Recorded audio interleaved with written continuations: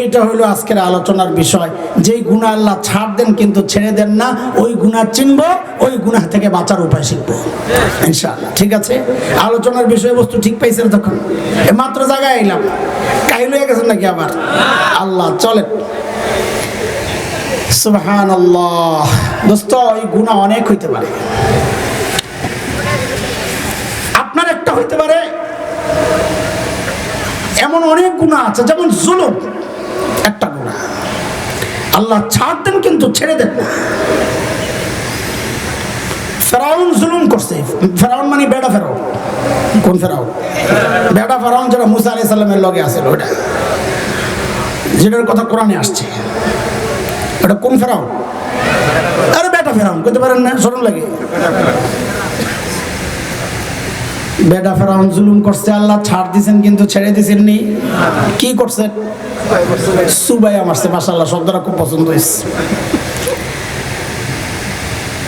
নমরুদ জুলুম করেছে, আল্লাহ ছাড় দিয়েছেন কিন্তু ছেড়ে দেন নাই। কি করছেন কোন? হুজুরেরটা ভালো লাগছে আমার। আরে ভাই, মশা একটা ঢুকা তো আমি আপনিও মরতে পারি, এটা তো একটা দুর্ঘটনা জাস্ট। কিন্তু নমরুদের যদি আপনি এইভাবেই বলেন যে ল্যাংরা মশা দিয়ে মরে গেছে গা, তাহলে এটা তো বেজ্জুতি আর হইল না, এটা দুর্ঘটনায় মরে গেছে গা। আর পাওয়ার আল্লাহ দুর্বল দেখাইছেন, কিন্তু বেজ্জুতি বোঝা গেল না। বেজ্জুতি বোঝা যাবে এইটা কইলে আল্লাহ জুতা দিয়ে পিড়াই মারছে। কথা কয় না? আমগো তো এখানে বেজ্জুতি বোঝানো দরকার। বেডি ফেরাউনও জুলুম করছে, আল্লাহ ছাড় দিয়েছেন কিন্তু ছেড়ে দেন নাই। ঠিক নি কথা? আল্লাহ এমন অনেক গুনাহ আছে, কিন্তু এই গুনাহ আজকে আমার বলা উদ্দেশ্য না। আমি আজকে এমন একটা গুনাহ সম্পর্কে কথা বলতে চাই যে গুনাহ আল্লাহ ছাড় দিবেন কিন্তু ছেড়ে দিবেন না। সেই গুনাহটা কি? শুরুতে আমি একটা আয়াত পড়েছি সূরা বাকারার। ওই আয়াতে আল্লাহ বলেছেন সেই গুনাহর ধরনটার কথা। আল্লাহ বলেন, বালা মান কাসাবা সাইয়্যাতান ওয়া আহাতাত বিহি খাতিআতুহু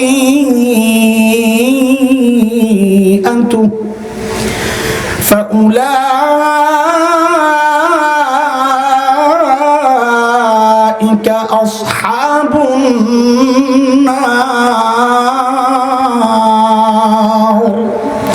هم فيها خالدون।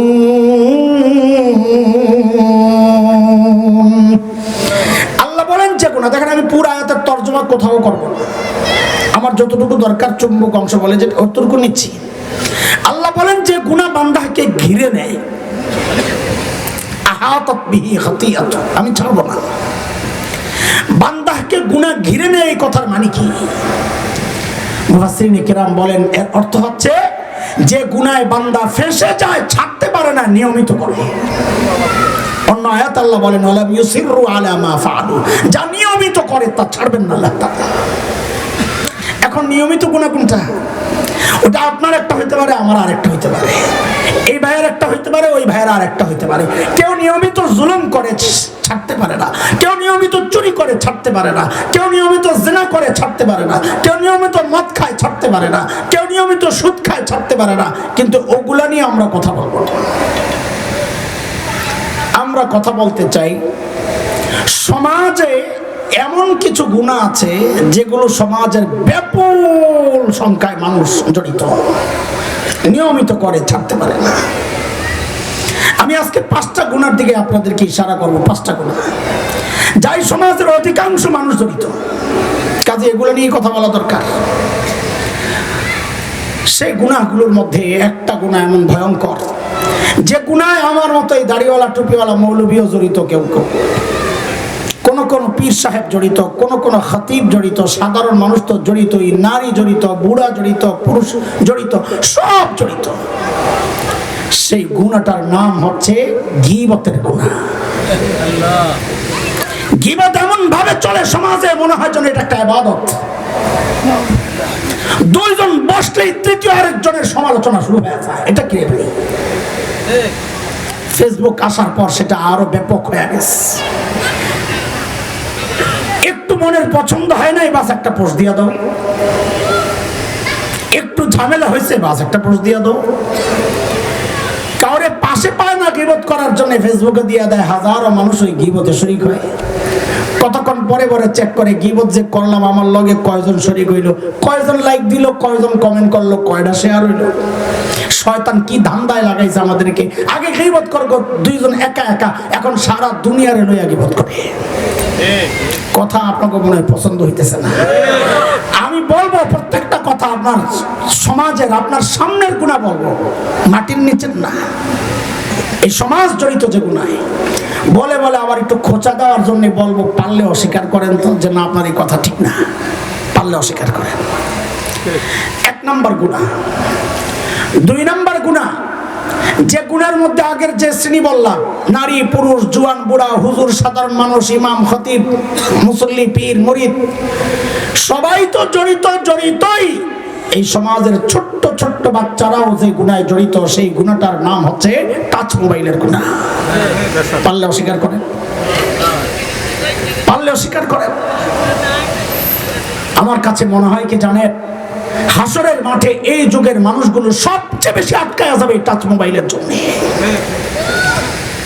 দিন নাই রাত নাই, সারাক্ষণ এক কি আসছে হাতের মধ্যে, এটাই হায় তাসবিহ নাই হাতে, তিলাওয়াত কই গেছে খবর নাই, জিকির কই গেছে খবর নাই। কাছের মানুষকে দূরে ঠেলা দিছি ঝগড়া কইরা, দূরের মানুষকে ফ্রেন্ড বানায় কাছে আনিয়ে দিছি। পাশে বউ ঘুমায় তার খবর নাই, আরেক রাষ্ট্রে আরেক মেয়ের সাথে কথাবার্তা চলতেছে। এই মোবাইল আমাকে এই কাজ করছে, ঘরকে ঘর উজাড় হইতেছে, সংসার শত না হাজার হাজার সংসার উজাড় হইতেছে, হাজার স্ত্রী স্বামী হারাইতেছে, হাজার স্বামী স্ত্রী হারাইতেছে, সন্তান বাবা মা হারাইতেছেন, বাবা মা সন্তান হারাইতেছে, দোস্ত বন্ধু শত্রু হচ্ছে, শত্রু বন্ধু হচ্ছে, কি এক ঝামেলা চলছে। নাউযুবিল্লাহি মিন যালিক। আরে কয়দিন আগে আমরা একটা গবেষণা চালাচ্ছিলাম, বাংলাদেশে উগ্র হিন্দুদের কিছু কাজ কারবার চলতেছে, আপনাদের জানা থাকার কথা। তাদের একটা টার্গেট মুসলমান মেয়েকে নষ্ট করা, এবং এই টার্গেটে তারা বিপুল পরিমাণ অর্থ এরা এখানে ইনভেস্ট করছে। একটা ছেলের সাক্ষাৎকার আমাদের হাতে আসছে, ওই ছেলে বলেছে যে একটা মুসলমান মেয়েকে নষ্ট করে তাদের হাতে তুলে দিতে পারলে 30,000 টাকা পাওয়া যায়। চিন্তা করেন। আমাদের কাছে যে কেসগুলো আসছে, সমস্ত কেসগুলো আমরা গবেষণা করেছি একটা করে, সেখান থেকে দেখেছি যেই সিস্টেমে ওরা আগায়, এই সিস্টেমগুলোর একটা নাম আমরা ধার্য করেছি সাইকোলজিক্যাল ওয়ার, মনস্তাত্ত্বিক যুদ্ধ। তার সাথে সুন্দর প্রেমের আলাপ, রসালো আলাপ, এগুলা করে 1 নম্বর 1। 2 নম্বর স্লিপিং পিল ওয়ার, ঘুমের ট্যাবলেট খাওয়ায় তার সাথে যৌন সম্পর্ক করে, ভিডিও করে, লম্বা সময় এটা দিয়া তাকে ব্ল্যাকমেল করে তাকে একটা পর্যায়ে এমনও হয় ইন্ডিয়ার পতিতালয়ে মুসলিম মেয়েকে বিক্রি করে ওই টাকা দিয়ে তারা এখানে সন্ত্রাস সৃষ্টি করে। 3 নম্বর ব্ল্যাক ম্যাজিক ওয়ার, কালো জাদুর মাধ্যমে আমার মা, আমার বোন, আমার সন্তানকে ওরা ওদের আয়ত্তে নিচ্ছে। 4 নম্বর মুসলমান হওয়ার আশ্বাস দিয়া। 5 নম্বর তার ধর্ম গোপন করে। এর একটা কেস আসছে মাদারীপুরের এক ছেলে মুসলিম মেয়েদেরকে ধর্ষণ করার জন্য যেন সে ধরা না পড়ে, নিজের খতনা পর্যন্ত করাইছে যেন ধরা না পড়ে। 4 নম্বর পরিচয় গোপন কইরা বুঝতেই দেয় না কোন ধর্মের। আমরা এই সবগুলোর যে সিস্টেম সামনে আসছে, সব সিস্টেমগুলো একসাথে কইরা বলে এই সব সিস্টেমগুলোর মাধ্যমটা কি, মাধ্যম তালাশ করে দেখি মাধ্যম একটাই, সেটা হচ্ছে ফেসবুক। প্রথম সূত্রটা তৈরি হয়, লিঙ্কটা তৈরি হয় ফেসবুকের মাধ্যমে।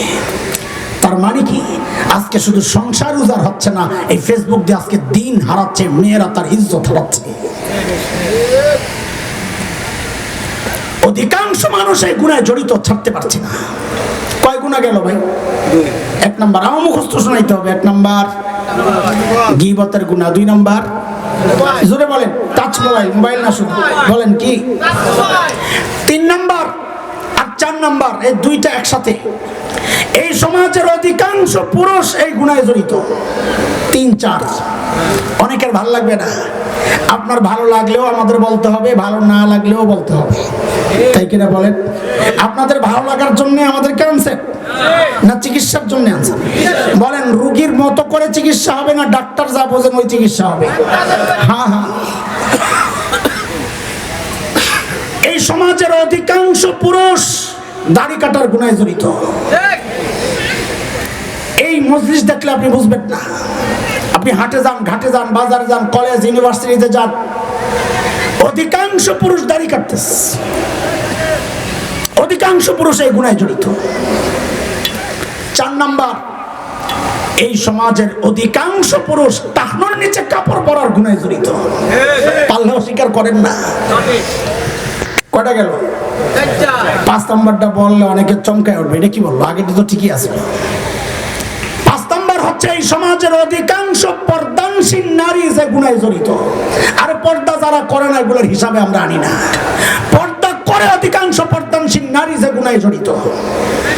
আপনি ওইটা আবার কেমন কথা? হ্যাঁ, এটা বোঝার জন্য কোরআন আল কারীমের পর্দার বিধানের যে আয়াতটা, সেখানে একটা ছোট্ট বাক্য আগে আপনাকে বুঝতে হবে।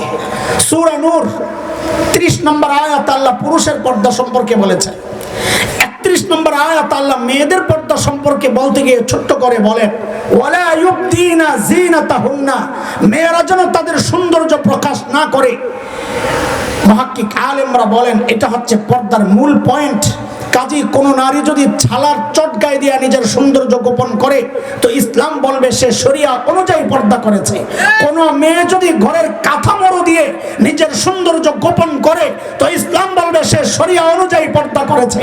কিন্তু কোন নারী যদি টাইট ফিট বোরকা, রং বেরঙের বোরকা, ডিজাইনের বোরকা পরে পর্দা করে তো ইসলাম বলবে সে শরিয়া অনুযায়ী পর্দা করে নাই। কেন? শরীয়তের পর্দা হচ্ছে সৌন্দর্য গোপন করার জন্য। দুঃখজনক হলেও সত্য, আজকালকার অধিকাংশ বোরকা দিয়া সৌন্দর্য গোপন হয় না, বরং সৌন্দর্য ওপেন হয়, সৌন্দর্য প্রকাশ পায়। পারলে অস্বীকার করে, পারলে অস্বীকার করে।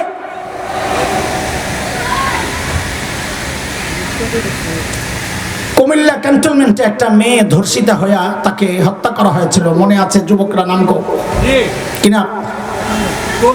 সাবাস, মাশাআল্লাহ, আমার ভাই তো বড় স্মার্ট বুড়া ভাই, মাশাআল্লাহ। তনু,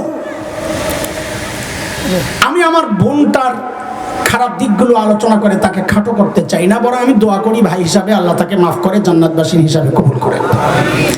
এক চরম বাস্তবতা হচ্ছে তনু ছিল হিজাবি। কে ছিল?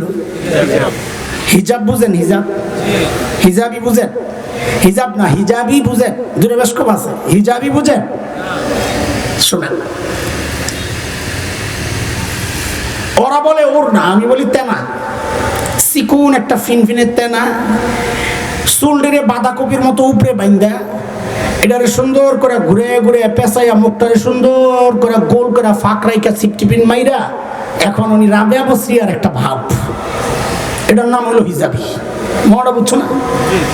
ওই তনু ছিল হিজাবি। তনুকে যখন ধর্ষণ করে হত্যা করা হয় তখন কুলাঙ্গার তাসলিমা নাসরিন, যে সুযোগ পাইলে ইসলামের বিধানকে কটাক্ষ করা তার মিশন, তাসলিমা নাসরিন তখন ফেসবুকে একটা লেখা দিছিল যে মোল্লারা এখন কি জবাব দিবে। তনু তো হিজাবি ছিল, কই তনুর হিজাব তো তনুকে ধর্ষণ থেকে বাঁচায় নাই। মোল্লারা না বলে পর্দা নারীকে, নারীর ইজ্জত আবরু সম্ভ্রম রক্ষা করে, কই তনুকে তো রক্ষা করলো না। আমি তখন ফেসবুক চালাই, 6-7 বছর আগের কথা, বা একটু আগে হবে, কেন না এরকমই হবে, আরো বেশি হবে না, যাই হোক ফেসবুক চালাইতাম তখন।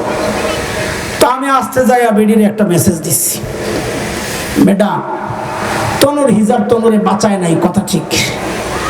কেন? কারণ তনুর হিজাব ইসলামের হিজাব ছিল না, তনুর হিজাবটা ছিল তসলিমা মার্কা হিজাব। হায় আল্লাহ লেখার সাথে সাথে আমার ব্লক করে দিয়েছে, বুঝছে এই মোল্লা তো বড় খতরনাক।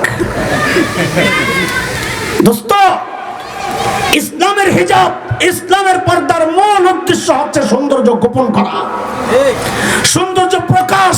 এটা ইসলামের হিজাব না, এটা ভণ্ডামি, প্রতারণা, এটা পর্দার নামের প্রতারণা। আজকালকার অধিকাংশ মা বোন এই প্রতারণা করে যাচ্ছে, যার কারণে পর্দা করে তারপরেও দুর্ঘটনার শিকার হয়।